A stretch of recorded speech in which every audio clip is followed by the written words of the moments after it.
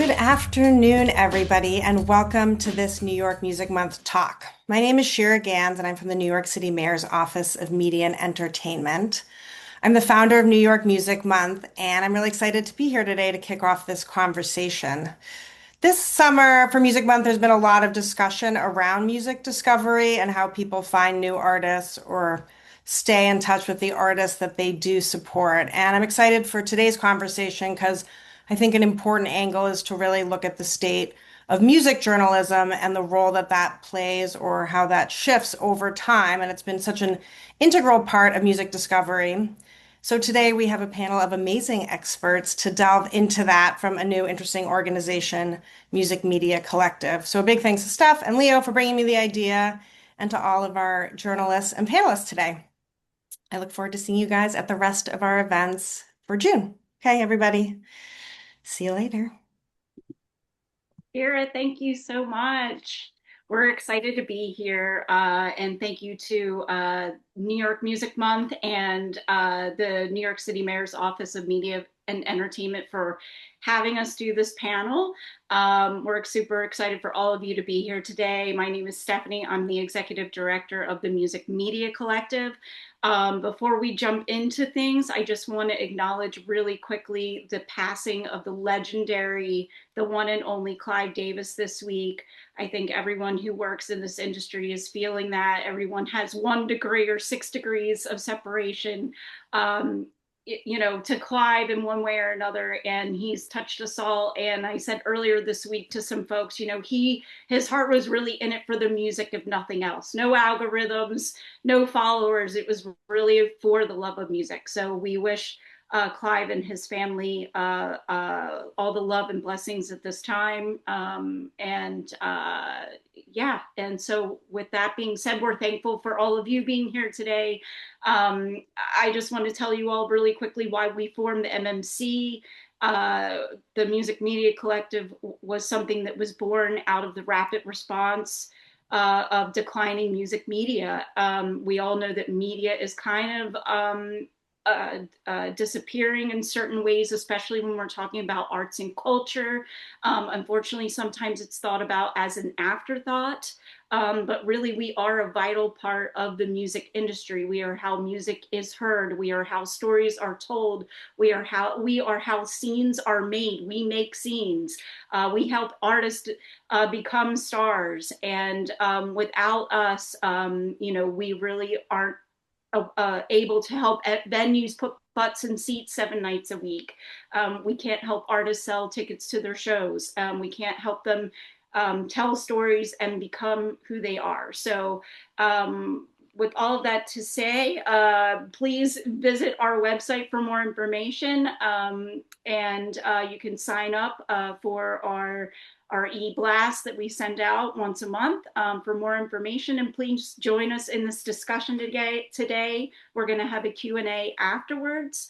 Also, I want to remind everyone that this webinar is being recorded and it will be shared on YouTube afterwards. And with that, I would love to pass the baton on to our Junior Advisory Board member, Xavier Medina. Thank you so much, Steph, and thank all you wonderful people for being here today. So I'm going to introduce the Junior Advisory Board. The Junior Advisory Board is made up of college students, recent graduates, and early professionals helping shape MMC programming while gaining real-world experience. We also get mentorships from industry leaders and get to work on cool projects like this. We're excited to be a part of today's discussion because the future of music, journalism, and music media in New York City will directly impact how our generation discovers music. It builds careers and connects with audience. Bel Matararo, who will be our audience Q&A later, and I both live in New York City, so we're especially excited to be a part of today's conversation. Now I'd like to hand things over to today's moderator, Leo Lavaro. Hey, thanks, Xavier. Appreciate all of you being here today. Good afternoon.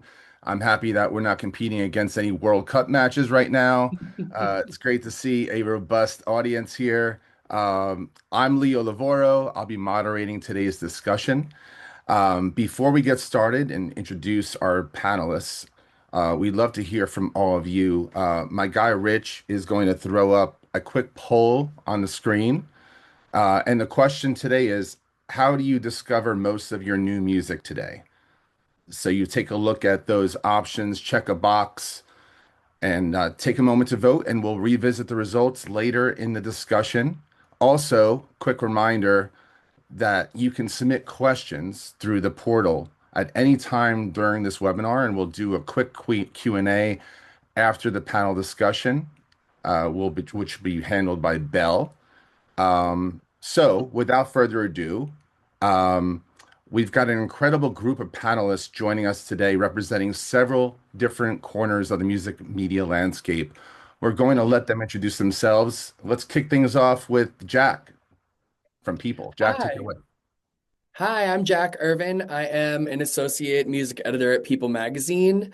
I'm based in New York. I day to day I cover and edit music news, and I take on features with artists, do interviews for both our digital site and the print magazine, and I also participate in a lot of our social media content. Great. Thanks, Jack. Leah? Everybody, I'm so excited to be here. My name is Leah Geschwinde. I'm based in New York City as well. Used to work with Leo at BMG, and now I'm at the head of content at So Far Sounds and do all the content strategy as well as kind of heading the new original series that we're putting out with artists, talking a lot about actually music discovery and um, yeah, all things emerging artists. Chris? Hi, everybody. Thanks for having me. My name is Chris Enriquez. I'm the marketing director for New Noise Magazine, and I sell the ads for the print as well as the ads on the website and sponsorships for our podcast and sponsorships for our events, which I also help curate. And we do parties at Rough Trade at 30 Rock for every single issue where our front cover artists perform. And then I generally am the host and do the Q&A. And we started getting into the festival business and recently helped co-host a festival called Total Bummer Fest in Queens just a few weeks ago that 5,000 people came out to.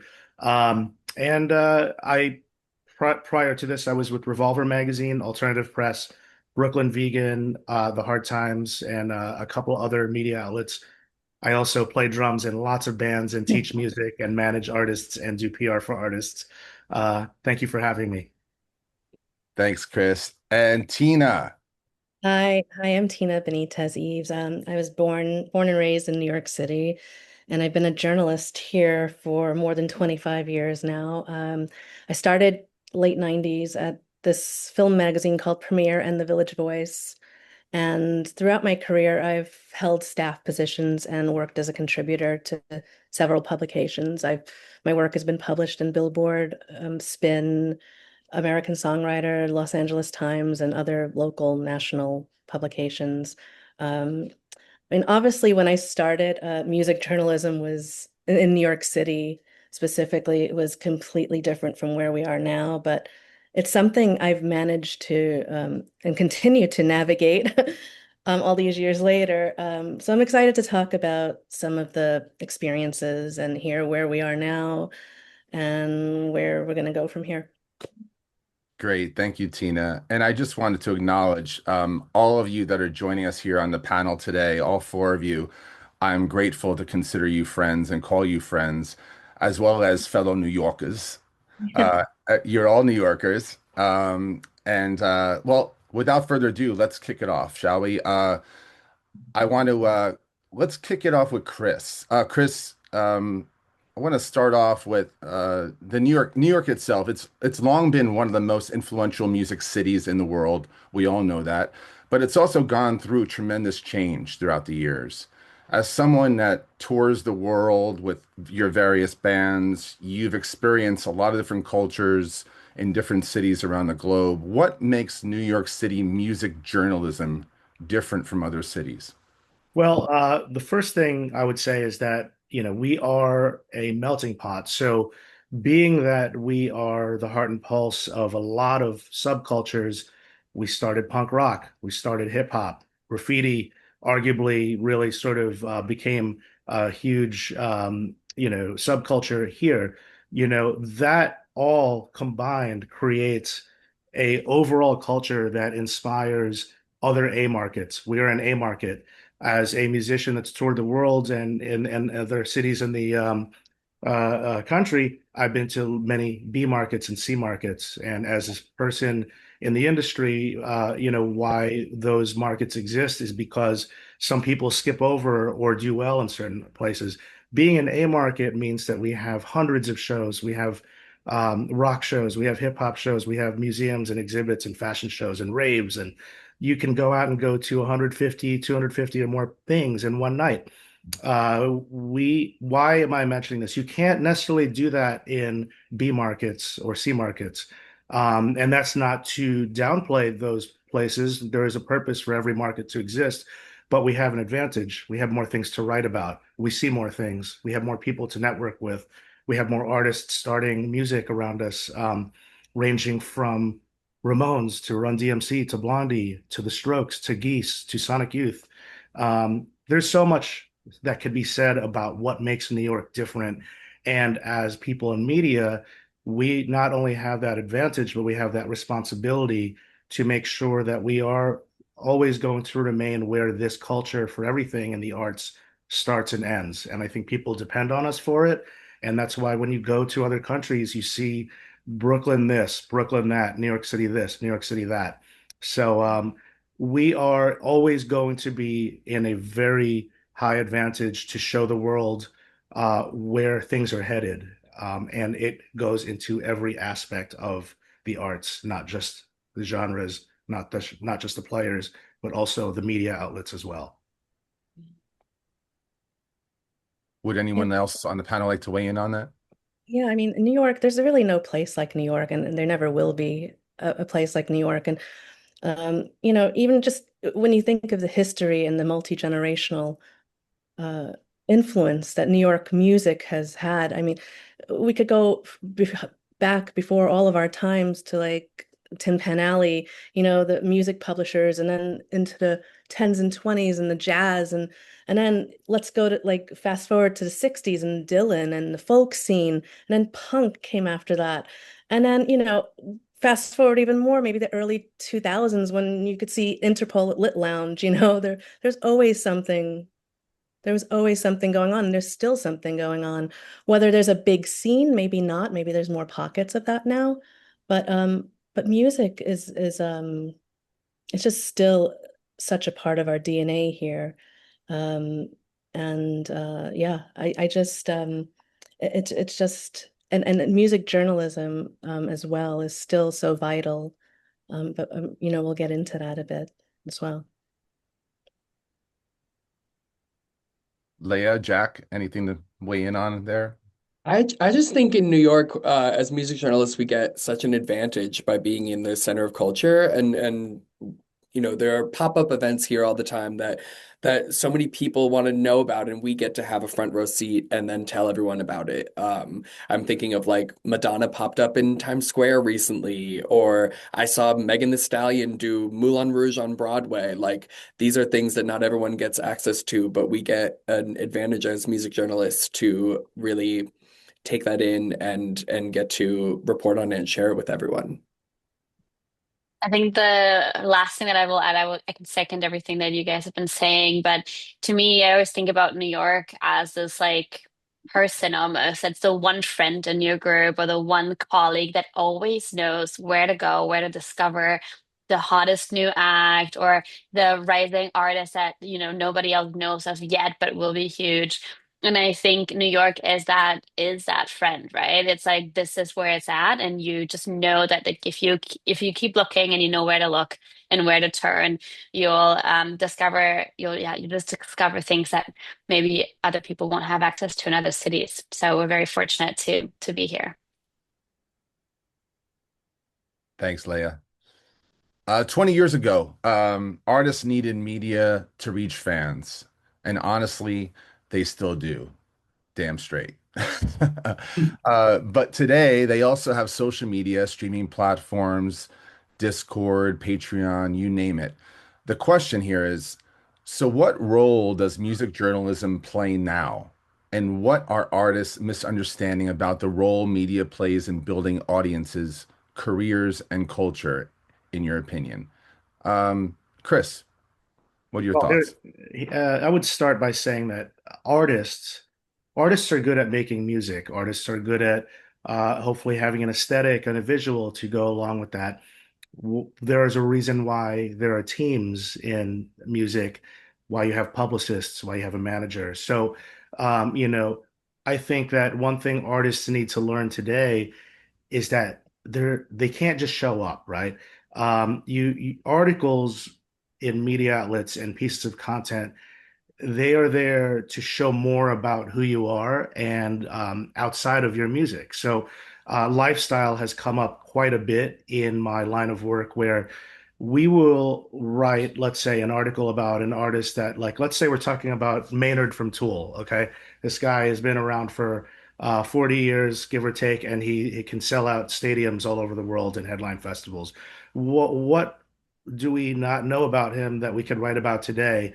Well, he owns a winery, he owns a restaurant, he's really into jujitsu. These are the types of questions and things that I think come up now for newer and younger artists, where it's like, really great that you're playing a certain genre. It's really great that you recorded with this person, but to an average person that's consuming this, that's not a musician, that's not in the industry, there needs to be more. Are you religious? Are you an athlete? Do you love beer? Are you sober? And when we have those ingredients, a publicist can then work with the media outlet to tell a compelling and interesting story. That ultimately is the responsibility of the artist to remember, as punk as you might want to be, you're still an entertainer, and we need to find ways to either entertain through a funny story, a sad story, a dark story, but there has to be a story, and the media is here to tell that story for you, and then it's your responsibility to make sure that you spread that to your followers. So there's just a lot more to do than just to show up and write a song, right? So there's always going to be ingredients to make the big piece of the pie. Yeah, Chris, I'm glad you touched on the interests and proficiencies outside of just the music spectrum because we're all individuals and we all have so many things going on. Whether you're a winemaker or you're a cigar aficionado or you're an athlete, a runner, into food. I mean, there's so many musicians that I've worked with throughout the years that are really great chefs. Yeah. And I think you probably have come across a couple of those same people that I'm thinking of. I think Gavin Rosdale from Bush, for example, I believe he's quite the chef. I'd like to kick it over to one of the others as far as have you come across any interesting stories? Have you been a part of unraveling the onion, so to speak, about someone's interests and proficiencies outside of the music spectrum that kind of stands out to you? I think what I can say, and as I don't have a specific story in mind right now, but I feel as somebody who works with a lot of artists, but then also obviously sees the reaction of our audience who follows Sofa Sounds, for example. I think that there is such a big shift of really craving to get to know the human and for transparency and to demystify. Like I think back in the day, a lot of things was like, oh, that mysterious rock, artist, punk rock artist. Now I think people want to connect with the human and they want to actually build that trust, and that connection can only come through that transparency. So I think that is one of the things where music journalism is still very important is to tell that bigger story and to maybe zoom out a little bit, right? And kind of get people that access into somebody's world to showcase that, yeah, of course, you're an incredible musician, but also there's, other things that connect you to all your fans out there, maybe even more so. And so I think that the kind of demystifying and, like you said, maybe peeling the onion, is where we can be of service as like music journalists or working in the industry, that we can help kind of facilitate and make that connection between artists and fans. It's interesting too because now artists have really had to become like a Jack and Jill of all trades. They do self-promotion, they do self-publishing, they're content creators, they're breaking news themselves. So So, where does the story fit in? But yeah, you do need the story. You do need the journalist, especially in a place like New York City, because they you you're gonna open these artists up to another demographic, and if they didn't, another demographic, a new audience, and you are going to tell their story, their interest. But I just feel like because artists are so self-reliant and they're doing so much these days that yes, they still go to publicists and they still need managers. And that's because they want to be in publishing. I mean, I can't even tell you how many people get so excited if they're in print. One of the publications I work for that have print publications still, and they just want to be featured and they spread it around and they're really proud of it. And we have to keep that going because, if yes, artists can do a lot and publicists can do so much, and we have some outside challenges to that for publicity and journalists, but without journalists in New York, I mean, artists are definitely on their own, really, in doing the promoting. So we can't let that happen. Definitely. Definitely not. Leo, per your question about if we've learned anything in random about artists, that just made me think of that one time I was talking to the Chicks, and Natalie Maines, the lead singer, told me that she is obsessed with hunting rocks.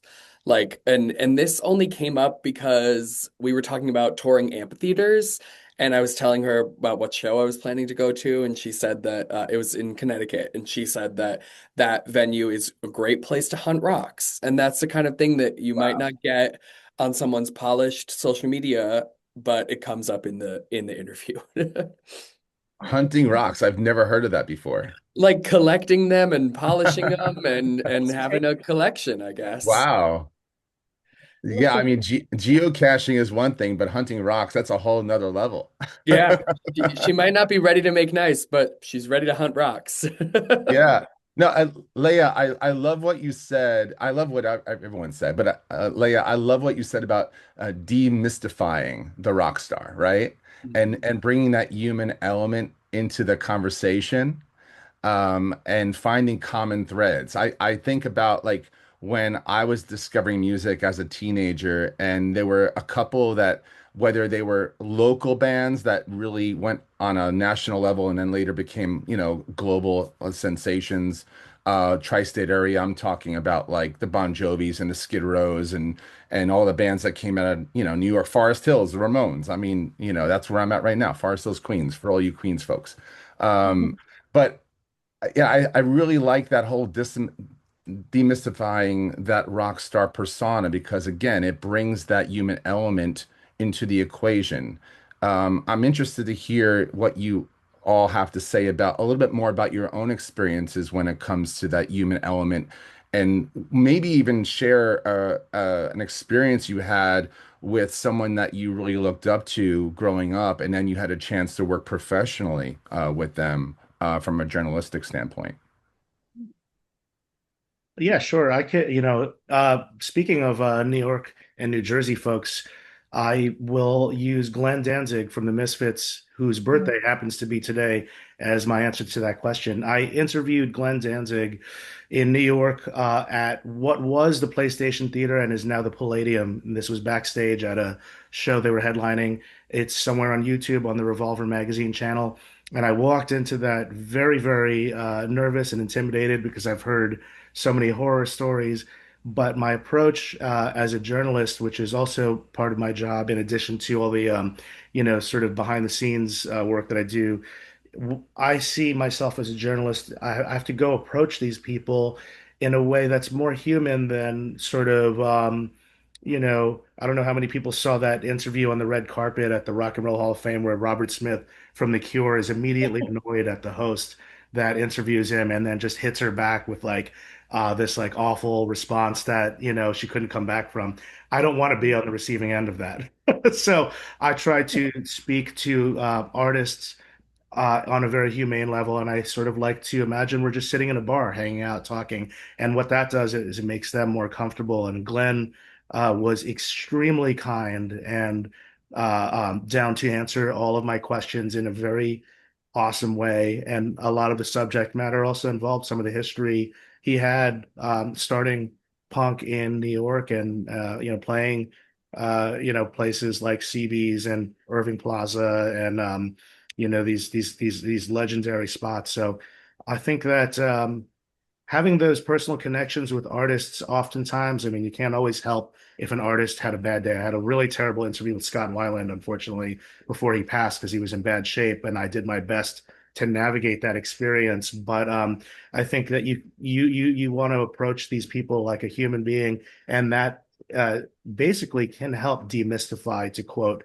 Leah, by making them feel comfortable so that they will talk to you on camera like they're sitting with you over a cup of coffee in a diner or something, as opposed to being on a huge platform. And I think that's what can help journalists become better journalists versus awkward journalists, which we've all been through when we started. That's always the tough part. But once you get to that point, it's no different than speaking to a buddy that introduced you to someone at a party.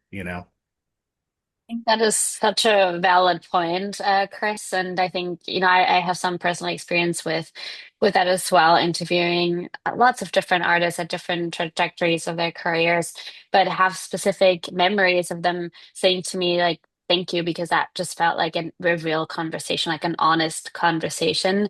Like I think that Carlos Santana said that to me, that could be the biggest compliment, where you're talking to somebody and him and I basically connected. That was like the demystification because we found out we read the same book and we just were talking about the book for a while, like not even really his music, right? We were just two humans that like the same literature. And so I think that is, again, comes down to like we're all humans and we all want to connect. We want to be seen and heard and feel that the person that we're talking to is actually listening, and I think that is such a big part in that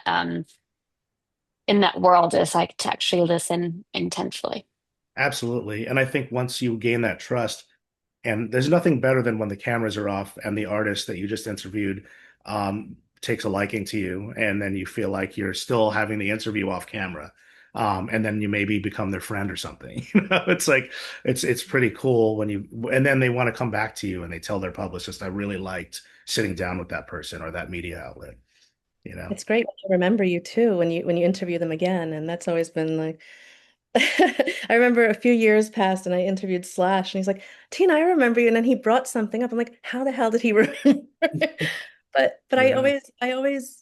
I always want to have those conversations with artists. And I've had some tough ones, and then I feel like I kind of broke through them, and there's that human element, and that's why we're talking about all of this today, because you can't replace that. I don't care what AI is around or this or that or how things are changing. That human element is really priceless.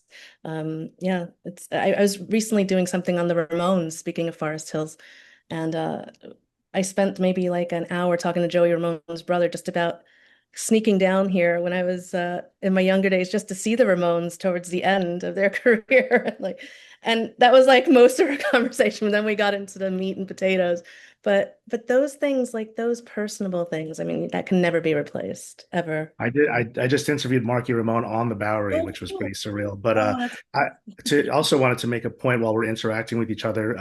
The front cover, Tina, you mentioned, and I know Jack, you work with people, and there's a print element to that. The front cover can't be replaced.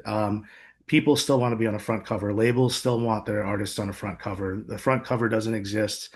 You can post the front cover to social media, but going to work and seeing an artist on a newsstand or in a bookstore is still very important. And I think it's still a big priority that digital can't replace. So I just wanted to say that was a great thing to mention, Tina. I think that is very relevant. Jack? Yeah, I agree with everything you guys said. I think that sometimes the best conversations that I've had with artists are the ones where you think you're going into the interview for one thing and you end up, realizing 5 minutes in, like, I'm throwing out all my questions and we're gonna just go with the flow because Yeah. that's how you get the real story. Sometimes sometimes the artist is maybe ready to chat with you about something that you weren't prepared for, and you just have to switch gears and follow the story because and obviously getting close with artists in respectful ways are is really important to building trust and building relationships. And those come back to you. I mean, sometimes they'll want to give you the exclusive on something because you had a great interview last time, and that's not only great for the relationship, but like brownie points at work. And it's important to keep the human aspect between you and the artist. Yeah, I couldn't agree more with all of you. I had an experience while I was at BMG. I was working with Ian McCulloch from Echo and the Bunnymen, one of my favorite lyricists and singers. And we did a whole day of promo, and this was, in between show dates. And I thought he was just exhausted after the day. And we finished up the last interview. I guess it was around 5 or 6 p.m. And I was like, all right, man, you can go back to the hotel and rest up and get ready to head out to Connecticut tomorrow, or whatever. He goes, no, man, let's go and get a proper pint. Let's go. It's like let's have a real deal, just like get out there and be friendly, and be human. It's not just about the 9 to 5 or whatever. Being a musician is 24/7, but you know what I mean. Um, Great stuff, guys. I'm loving these stories. Let's shift things over a bit.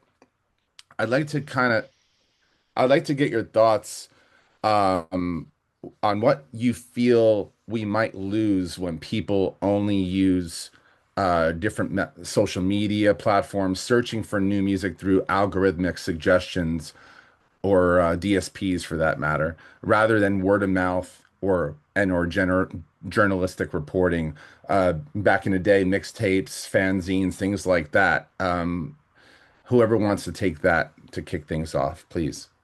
I'm happy to talk about this. I actually would argue that I'm not sure we lose much. I think that people are going to discover music however they discover it, but in a time where people are discovering so much more music all the time through streaming services and whatever, it's not so much how they discover it, but how it sticks with them.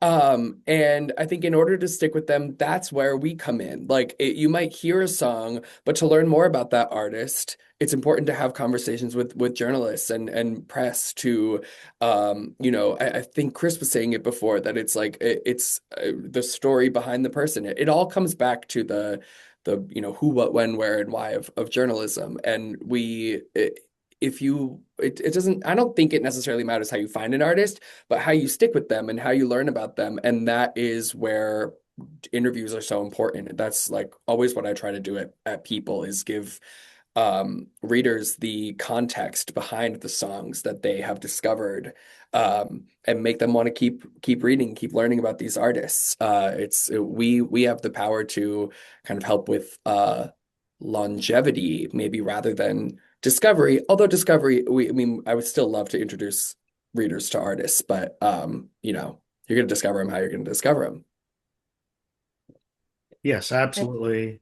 I think I mean, it's about managing expectations too, right? So like the algorithm and the way things are digested now, that's not going anywhere. If anything, we could be ending up in a different place 5, 10 years from now. So you kind of just you have no choice but to accept how people digest music. But I think balance is always the key in life, and that would be the case here when it comes to how an artist is going to be exposed. And they all relate, like you said, Jack, to how journalism, how people find out about the music, and then how we tell their story. Those are all part of the same thread and the same campaign, the same album cycle. But what can be dangerous when you don't have balance between the way things are done digitally and the way things are done in real time, in person, in the community, is that when you become obsessed with numbers, which I've seen oftentimes, you have artists that have 100, 200,000 streams. You go to the show and there's 10 people there. Where are the people? Was it real? Um, the whole thing, I think, needs to be really strategized in a way where there's a balance of priority on the press, all part of the campaign, the attention to playlists and streaming and the touring and the in-person interacting with the community and all that. Once you have a balance between all those things, and if the music is good and the aesthetic is great, I think that's when you have a really great artist to tell a story about, to listen to share with your friend. But I would say that for my main point in my answer, I really feel great concern oftentimes with how obsessed we are over numbers on streaming and numbers on Instagram, because again, they're important. But if I go to your show and there's 5 or 15 or even worse, like nobody, but your numbers are huge, I have questions, and that's not good. And that's why we still need to value the in-person community aspect of this whole thing. That's why the music we grew up with, all of us, even though we're all different ages, I mean, for the most part, um, that came from word of mouth. That's why shows were packed. You know, yeah, I mean, the playlists today are like the new mixtape, but and people are discovering music. Like there are really like young people discovering bands from like the 70s, 60s because of playlists, which is really cool. When I was growing up, it was magazines. So I would read an interview with a band in a print magazine, and I would see all the bands that influenced them, and that's what opened my world to like 50s, 60s, whatever it was. But yeah, I mean, the word of mouth is what creates the scenes. And I think, you know, I don't know, maybe people can argue this, but I don't feel like there's really been a big music scene. In the 90s, we had the 90s and grunge, and before that it was like a hair like I feel like everything's very fragmented now, and I don't know. I think more word of mouth. And the pocket scenes are awesome. There's really good music happening. But I think there needs to be more of a cohesiveness. I can't put my finger on it, but there needs to be more in the music industry. And you need that word of mouth because, like I said, the music that we grew up with, that's how all of it, that's how everyone blew up, from the stories and all of the word of mouth and the shows selling out just by people passing it on to one person to another. So there's definitely has to be some element of that still. If we can keep it.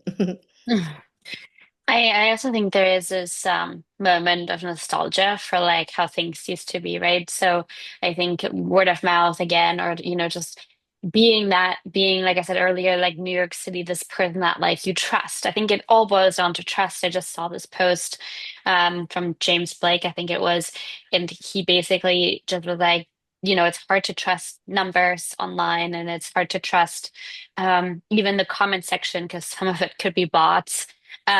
So what we trust is people, right? So I think that's why this like kind of going back to the roots and like yeah, having like real, honest, authentic conversations with people and really just kind of, being on the ground, being immersed in the culture in New York, I think is a big thing for discovery, but also to sustain that sort of trust with the audience. And I think yeah, it's interesting how to build that. I think it's easier to build in real life than it is to build digitally.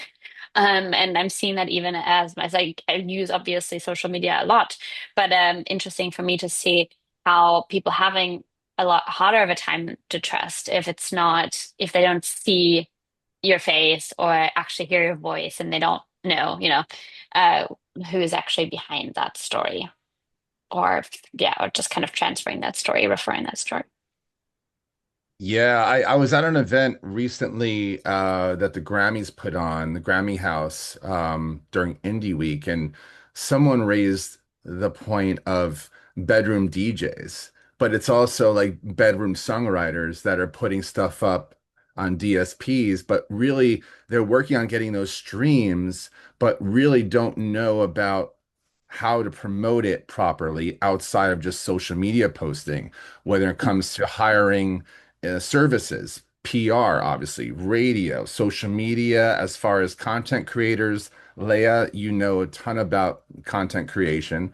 Um, and then also when it comes to those numbers, and Chris, you were touching on this earlier, inflating those numbers on DSPs, digital service providers, Spotify, Apple Music, Amazon, etc. But then you go see them at a show and there's 5 people in the audience, but they've got, 20 million streams. So the disconnect, I'd like to kind of dive a little bit further into that conversation. I drill down a little further on that because I think it's really important for people watching the disconnect when it comes to services, promotional services, and how to properly strategize and put together a team to market your music effectively when it comes to journalism and media. Would anyone Yeah. like to take that? Yeah, sure. I think what to comment on everything that everybody said here too, to tie it all together, I think Tina, what you said about the music community, I'm somebody that did get to see the Ramones, but I also love going to see hardcore bands that are like 22 years old. You know what I mean? And I sort of have this like spectrum of age that I feel like I am exposed to where I could see the differences and all that. And the thing about the scenes, right? And the way these communities work is from word of mouth and from hanging out with each other, the punk rock scene, the hip hop scene. It's about hanging out in person. And then they build more people and more people see that. That hasn't changed. The thing that used to happen back in the day, people used to take chances. They would hear music, go out and see a CMJ showcase, and they might sign the band and throw a bunch of money at them and say, "Hey, I hope these guys get huge." Today, what's dangerous is somebody's music could be phenomenal, but their Spotify streams are bad. Their Instagram followers are not good. Whether even their content creation is good or not sometimes is ignored if those numbers are bad. And we all have to start somewhere. So I think that for probably the past decade or so, those numbers have been sort of focused on really a lot.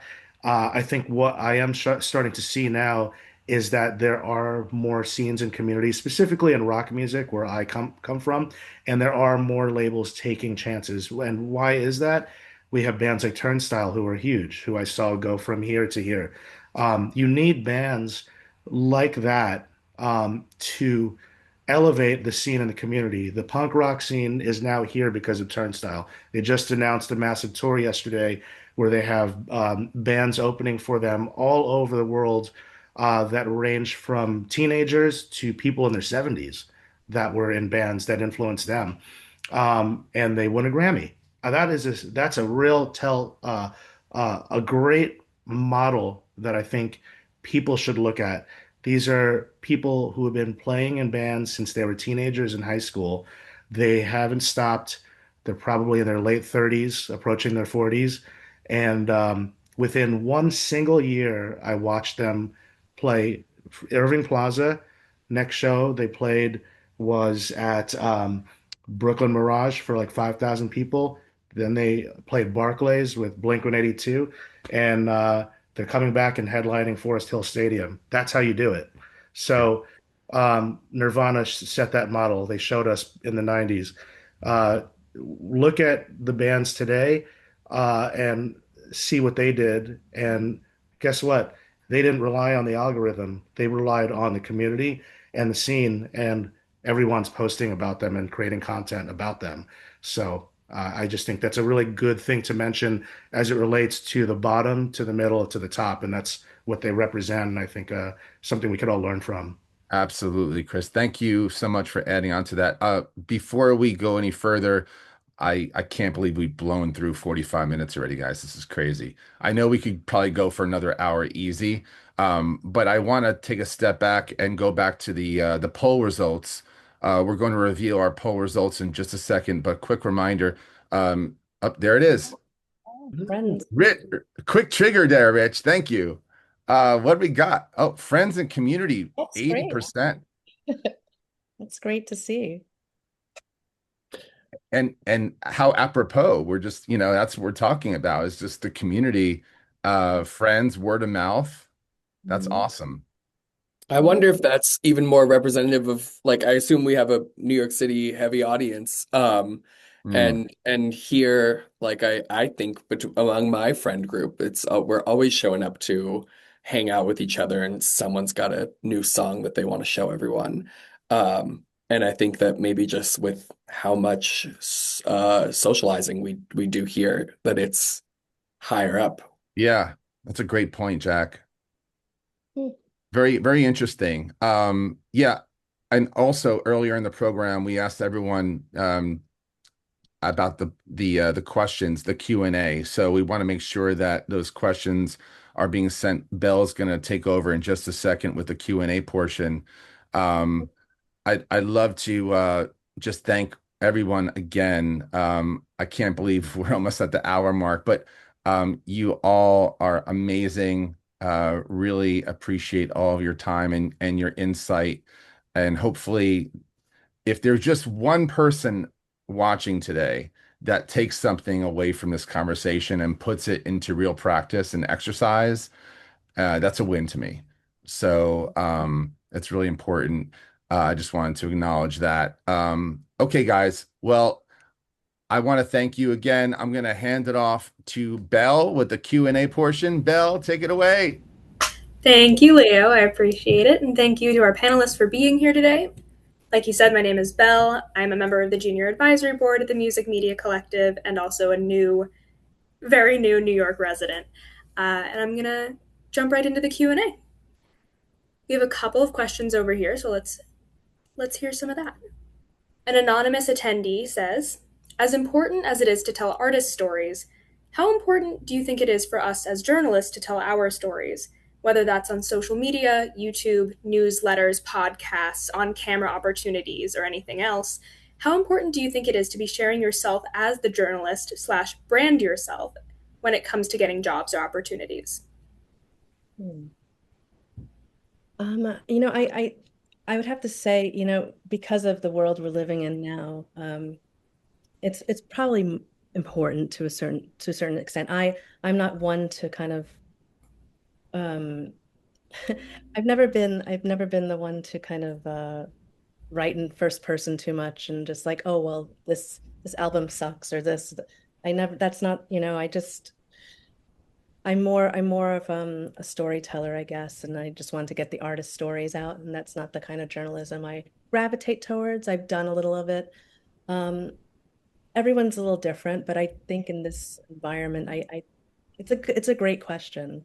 I think it's something I'm struggling with myself because um, you do have to promote yourself in this day and age, just like the artists are kind of doing everything. And we're kind of like, that's just the world we're living in, the digital online world. So it's a good question. I think if you talk to journalists, they're probably some are promoting themselves immensely. I definitely promote myself, but just different levels. But yeah, that's just my take. Still kind of working through that. Awesome. I I, know there's probably a difference between the in-house folks and the freelancers as well. Yeah, that's true. Yeah. Yeah, I definitely I don't think I promoted myself as much as a freelancer before my time at People, but here you know I love we do a lot of social media content that I've started hosting or appearing on or we have different series that I've been on or I've gone on news out shows like CBS and Access and whatnot through or Extra. That's the one I went on. But I think it's important. I think it also helps with credibility. I think to put a face to the words. I don't think everyone needs to be an influencer. I don't think everyone should be an influencer, but I think that it's important to show yourself as a well-rounded person. I like Tina. I feel that I don't really put much of myself into my stories. But I like to, show up in other ways and show people what I can do and what I know. Mhm. I think I would second that too. I think it's I moved to New York 10 years ago and I had a really hard time like promoting myself. I'm from Germany originally and it's also not really in our culture. So I think like for me it was like I was thrown into an environment where everybody was really promoting themselves that was doing any journalistic work or on camera hosting.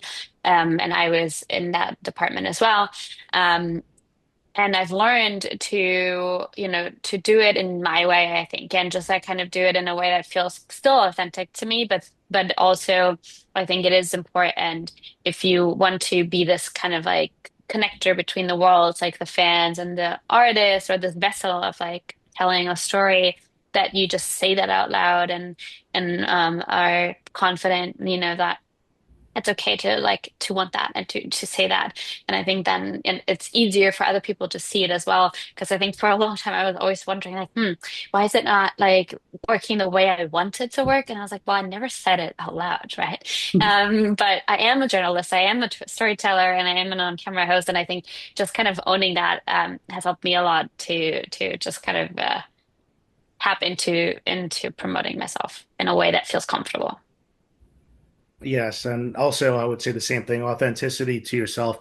I like promoting myself, but it is within you know, the context of what I think I have to offer. So like one part of promoting myself is I do speak at colleges sometimes. I've walked into classes at Hofstra University and spoken to students. I've done that. I've done mentorships at Musicians Institute. Some people, like for example, Jose Mangan from SiriusXM, he introduces bands at stadiums and he goes on tour with them, and he's sponsored and endorsed by like 18 million companies like Zippo and Jägermeister. That's his style. So it really is a matter of what you're comfortable with. Anthony Fontano is a great influencer. I generally do connect with a lot of the stuff that he posts about that he likes. I might like it if he likes it, but it's a matter of style. I try to promote myself so I can have credibility as someone that people feel knows what they're talking about. And because I'm a musician, I think that when I am on camera, hosting or at an event at Rough Trade interviewing a band, there's a fraction of those people that might be aware that I have one foot in the door as a musician and might have toured with that person that I'm talking to. So it's a matter of your style, what you're comfortable with, and the context of your lifestyle, I think. Awesome. Thank you guys so much. I will say we will have more questions than I think we have time for, so I apologize if I do not get to you. All of the questions are great. Here is another one. This is from Harmony. What do you think separates entertainment media from entertainment journalism? I think recently the terms have become synonymous.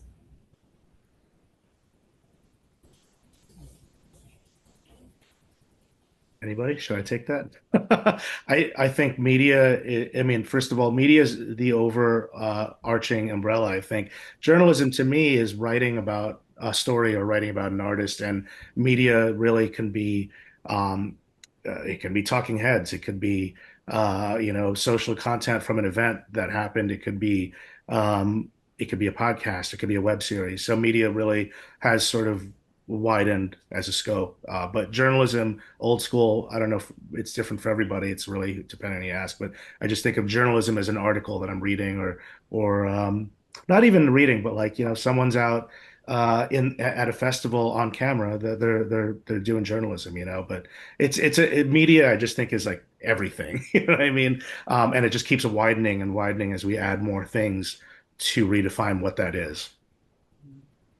All I know is it's necessary.